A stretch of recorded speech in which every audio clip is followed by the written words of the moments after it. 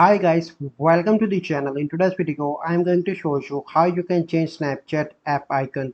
So before getting into this video, must subscribe to our YouTube channel and click on the bell icon.